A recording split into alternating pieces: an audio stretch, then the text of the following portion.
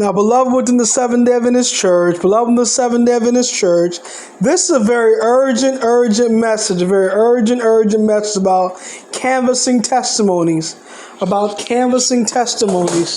Now, here, recently I was canvassing in the Huntsville area here today, in which I made $34, and I met a lady today.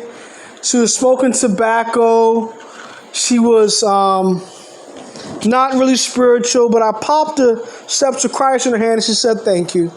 Then I met an unbeliever. I showed them the steps of Christ. I said, "No, I believe in Jacobinism." You know what Jacobinism is, beloved?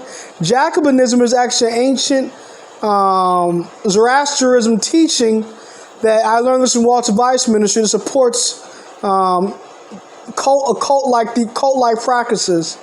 But I gave him a brochure that's God-inspired psychics and astrologers. So the Lord is moving. In the publishing ministry, the Lord will finish the work. The publishing ministry is the finishing work. Giving those Bible references to people, the pastors in the local area for baptism, that's the greatest way to go.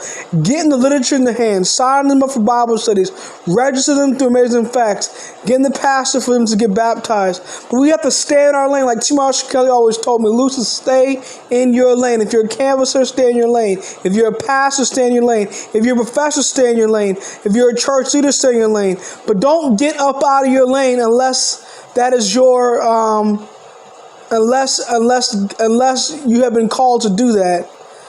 Because if you get up out of your lane, you're going to have much problems. So the publishing ministry is the finishing work. That's the way the work is going to be finished. The laity need to actualize around the pastors. They need to support the pastors in revival and reformation agendas, along with aggressive evangelism and overcoming sin. That is the finishing work. I want to encourage my brothers today. So it's not just about signing and crowning in sin. Just like another friend told me, I'm not going to tell you his name. His name should remain nameless.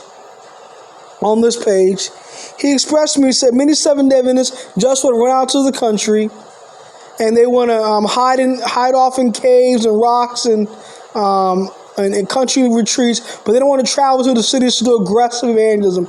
Another friend told me that's a self-supporting ministry, said, Lucius, we were rejected. Both me and you were rejected because we had sexual struggles in our lives. And I'm going to tell you I had sexual struggles in my life. I'm not going to lie. I made some mistakes. I'm not here to be proud and pompous. The Lord has humbled me. He's broken my pride. Jesus has broken my pride. And I'm going to tell you, he can break you, but he can't use you unless you fall upon the rock Christ Jesus. Unless you fall on the rock Christ Jesus and are broken, he can't use you. Or the rock will fall upon you and you'll be ground to powder. He can use you to share your testimony, evangelism. Yes, I know some present truth ministers say, don't talk about your testimony. Don't talk about it if it's a sexual struggle. They say because it runs souls away from God. But no, we need to encourage one another.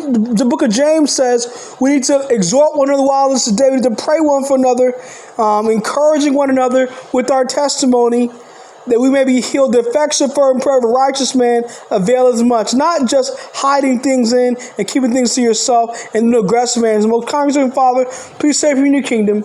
Let them overcome sin. Let them resist temptation. Let them eat a plant-based diet. Let them do evangelism. Let them resist temptation. Because James 4:7 says, resist the devil, he will flee from you. Draw nigh to God, he will draw nigh to you. In Jesus Christ, my prayer, amen. God bless you. May not the family.